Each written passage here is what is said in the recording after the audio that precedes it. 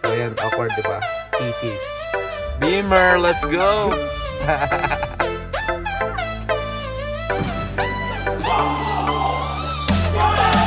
Nari kami yung nagbibenta pa rin ng ice cream.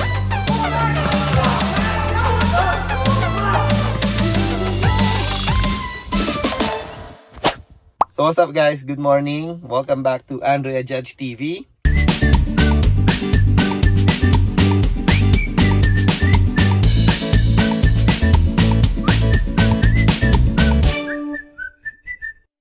And for today's vlog, wala lang, daily vlog lang to kasi mag-weekend, it's Friday. So papasok pa lang ako sa work. So inumpisahan ko na mag-vlog guys para at least you know, ma-share ko itong weekend na to kasi mukhang marami ata kaming gagawin ngayong weekend. Pero gagawin lang natin isang vlog guys. I-vlog natin yung the whole weekend natin. So ayan, ano ba unang gagawin namin? Ngayong Friday, meron kaming dinner party ng ano namin, team namin sa plastic surgery. So, di-dinner kami mamaya. Titignan ko kung makapag-video ako doon.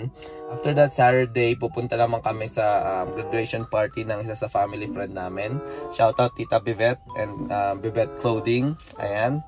And, yun, basketball sa umaga, gala sa gabi, and then Sunday is liga na naman sa KBL, and syempre magsusubukan natin ngayon for the first time this summer is yung pagpa-paddleboard. So naghanap si Andrea ng place, and I think meron siyang nakita sa Warrenville, Illinois. So pupuntahan namin yon. Kasama ko na rin dito yung shoutout sa Team Perez family. Guys, thank you sa suporta. Alam ko parati kayo nanonood, and we appreciate that. Maraming salamat sa pagsuporta sa channel namin and sa panonood, and good luck sa vlogging career din guys. Support nyo guys, Team Perez family. Mga nurse din sila na nag-migrate dito sa US. Bago lang sila dito sa US, and yeah, panoorin nyo yung mga adventure nila or yung paano ba sila mag-adjust dito sa US. So Team Perez vlog, Team Perez family, shoutout sa inyo. Ayan. So later na lang guys, update na lang later. See ya, bye. So ayan guys, tapos na yung work ko. And yeah, enjoy yung Friday work. Smooth naman yung trabaho ngayon. And nilagay ako sa burns, which is yun yung mga favorite na procedure ko na ginagawa parati sa OR. Burns, trauma and burns. So ayan, papunta na ngayon ako sa restaurant. Medyo awkward yung name ng restaurant guys. Titis Bar, Fine Dining Bar and Resto, something like that. So 4:30 yung reservation. Currently it's 3:57. So malapit lang siya dito sa pinag-workan ko, parang mga 3 miles away lang. So ayan, tingnan natin kung makapag-video ako dun guys, kung mapakita ko. If not, update ko na lang kayo later pag tapos na. Alright, see you later, bye. So ayan guys, andito na tayo. Ayan yung restaurant guys, oh.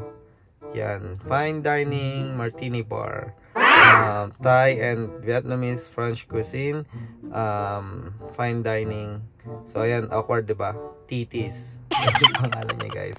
Andito tayo sa parking lot, and yeah, tignan ko lang guys kung ma-update ko kayo sa loob. Let's go. And here as well. Yeah, we're in Tony's Beamer.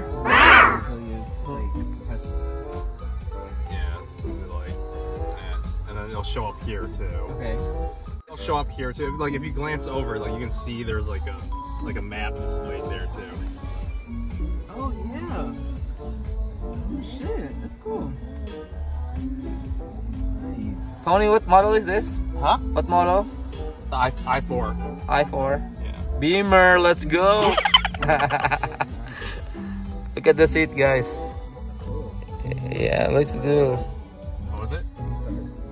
Looks like you're in a cinema right here. Yeah. No, I like it's like one panel pretty much. Yeah, look at this Beamer i4 here by Tony. Let's go. Looks good. Side profile. I had a video already of this, but it's so nice. See that, man? How many inches this one, Tone? 19. Yeah, look at that. Sports i4 electric car. BMW i4. Damn. 5 minutes later. I never see that. So, I was waiting. A launcher came in. So I scrubbed her out. Ayun guys, what's up? So, ayan, second day na tayo. Today is Saturday. Currently, it's 7:28 AM and ayun na nga, papunta na nga tayo sa basketball court. So, maglalaro kami sa Winfield, Illinois. I think na-vlog ko na ata dati doon yung yung basketball namin, yung one-day tournament. So, ayan, yeah, papunta na ako doon. And 8 AM yung start. Medyo malilate lang tayo ng 10 minutes. Medyo na-late tayo ng gising eh. Oh, no! Samahan nyo kami. And yeah, pakita ko na lang mga highlights. Let's go!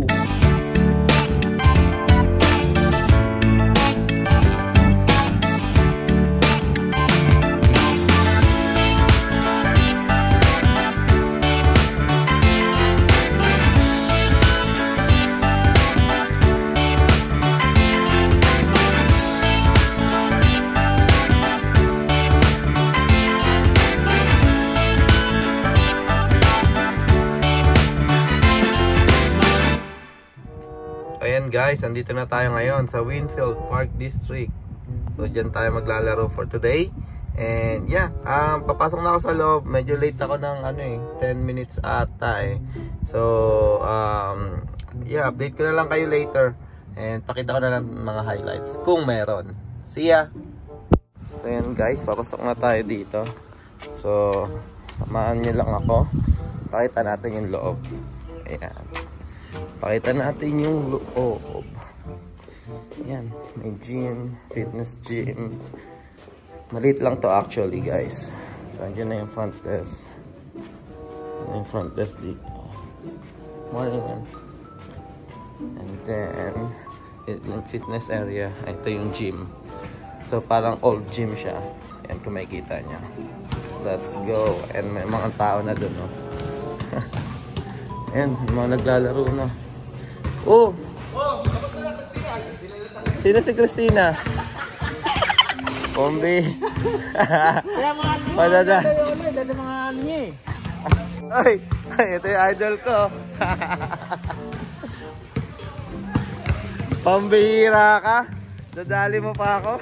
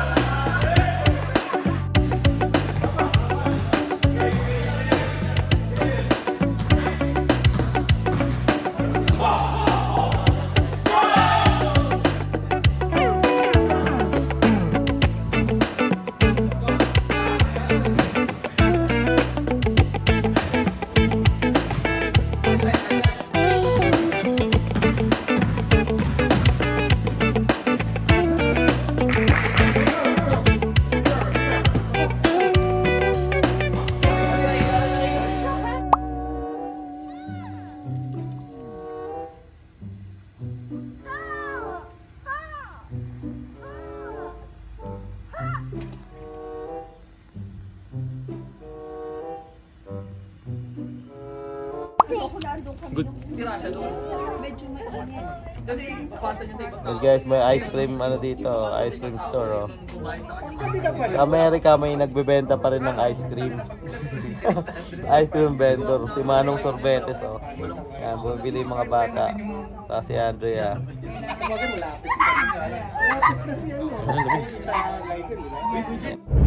Ayun na nga guys, what's up? Good morning.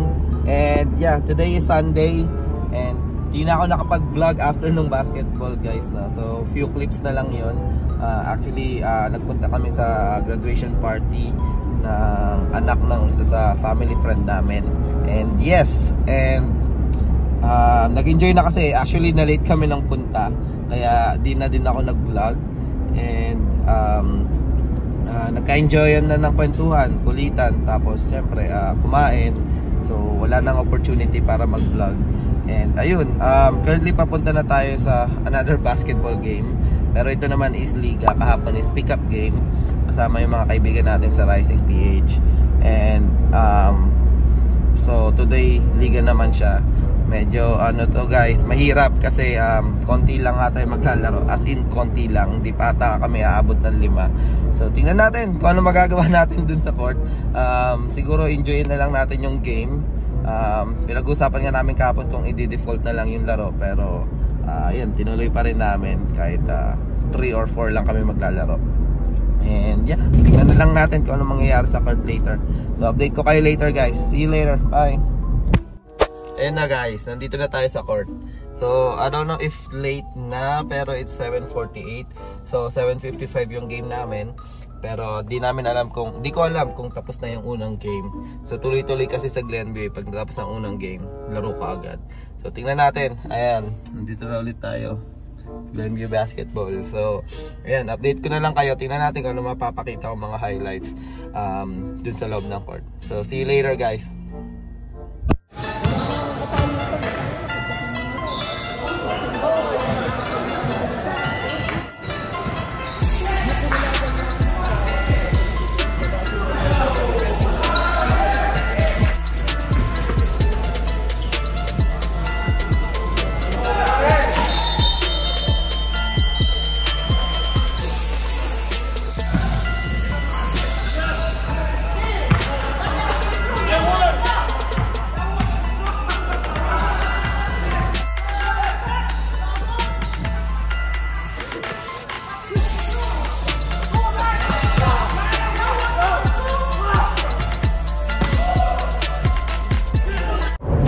And ayun guys, yun, tapos na yung game namin. Wow! Tinapos sa uli guys. We tried our best. So 4 lang kami sa team namin, pero binigyan kami ng isa import or isang extra player. Pero syempre kailangan ng kabilang team na pumili kung sino yung paglalaroin sa amin. So yan, natapos yung laro ng 5 points. 5 lang yung lamang ng kalaban. So kung mapapanood nyo guys, kung napanood nyo yung highlights, actually parang lumamang pa nga kami ng 10 points, 9 or 10 points. Pero pagpasok ng second half, yun, yung second win, yung ano ng kalaban, nag-kick in na yung bench, yung depth ng kalaban, nag-kick in na. And then kami, medyo disgruntled or parang nawala yung focus kasi syempre pagod na din yung iba, pagod na din ako. So ayun, we tried na ano pa rin, lumaban hanggang dulo. And yan, actually dikit yung laban, bumaba ng 3 points, tumamang kami isa, tumamang sila 2. Yun, hanggang nung last 2 minutes talaga na winded na kami, na naubusan na kami talaga ng hangin. Kaya yun, di namin na maintain or hindi kami nakasabay sa energy nila nung huli. Pero ayan, overall ang ganda ng game pinakita namin. Kudos sa mga kakampi ko today. And sa mga wala ngayon, sabi nila babawi daw sila. Pero yun, babawi kami next time kasi next Sunday kompleto na kami. And hopefully ma-pull out pa rin namin yung ring. So currently it's 2-1 now. 2 win, 1 loss na kami. So ayan, update ko na lang kayo later kung tatapusin ko yung vlog. And tingnan natin kung may gagawin pa kami. So bala kasi ni Andrea is pumunta pa sa Warrenville Lake doon kasi gusto niya i-try yung boat niya na binilahan niya ng motor guys, saka ng bubong. So tingnan natin kung magagawa namin yan today kasi actually yung weather is merong severe thunderstorm sa lugar namin hanggang 3 PM. So tingnan natin kung maganda yung panahon ng alas 4, magagawa natin. Pero kung hindi, baka mag-chill na lang kami sa bahay. Update ko na lang kayo later.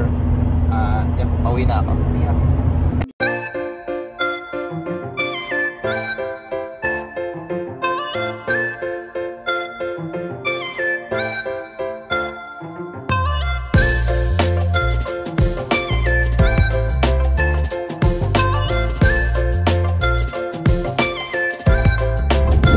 Ayan guys, what's up?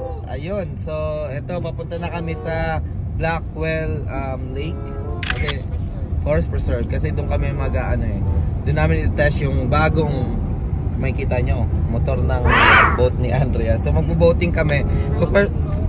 So first time namin gagawin to.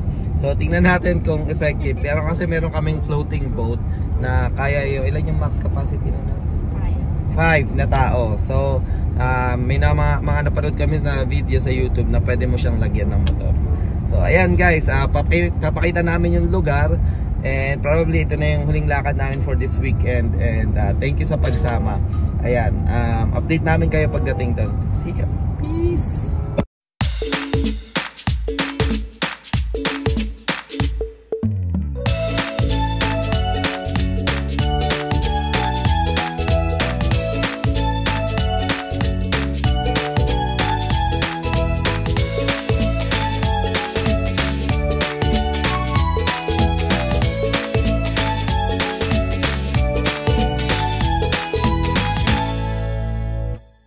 Ayan guys, so nandito na kami. So ayun yung lake dyan. So dyan yung boat launching. So dyan namin pwede i-inflate and ipa-andar yung boat namin. And hanggang dun yan yung lake. So pwede ka dito mag-paddleboard, mag-kayak and everything. So may rentahan din ng pontoon doon kung gusto mong pumunta sa gitna at mag-dive. So ayan, update namin kayo later guys. See ya. Ayan guys, tapos na namin i-set up. So ayan yung bubong. Parang mini yate na yung mini speedboat yung inanuhan ng namin. Ito yung rubber boat namin, Excursion 5. So maximum of 7 person yung pwede mong i-load diyan. And before 5 pala, sorry. And before paddle lang yung gamit namin kaya medyo mahirap. Tapos ito yung yung pag-install namin ng motor. So binili pa namin yan separate, 'di ba? So ito yung separate case. Then bumili din ng separate na battery. And syempre yung motor, care of Kuya Richard. So Kuya Richard, thank you. Nakuha namin ng mura to guys. Ayan, so yun yung ilalagay namin banda doon. So ayan, i-set up lang namin to guys. And yeah, update namin kayo pag nandun na kami sa lake doon, ayan ganda sana hindi umulan guys. Ayan na nga guys, nandito na kami sa gitna ng lake. Ayan, gamit namin ang motor. So parang masasabi ko sa motor na to, okay mabilis siya. Ayan, tapos pwede mo iliko-liko pag nakapwesto kang ganyan kung saan mo gustong pumunta. Ayan, left and right. May reverse din siya guys. Tapos ito yung battery. So at least ngayon, di na namin kailangan magsagwan. Ayan, nakaganyan lang kami. Yan. So i-off ko muna ngayon. Yan, para magstay kami dito sa gitna ng lake. So may baon kaming snacks dyan. Ayan si Kling. Kung gusto mo mag-fishing guys, pwede ka rin mag-fishing dito. And yan, magre-relax muna kami. And dito ko na rin siguro tatapusin yung vlog. Kasi enjoy na namin yung moment na to. Or enjoy na namin tong experience na to. And ayan. Yeah, let's go. Saya guys. Saya na experience. Yep. Matagal na namin binili yung boat. Yan, may ano din, no? Cover. Ito, yan. Meron kaming cover yung mga new mods namin. Ayun. So, ayun. Dito na namin tatapusin yung vlog. And maraming salamat sa pagsama sa amin guys. And as always, thank you sa mga comment nyo and for liking our video. So till next vlog guys, ingat kayo parati and God bless. Bye!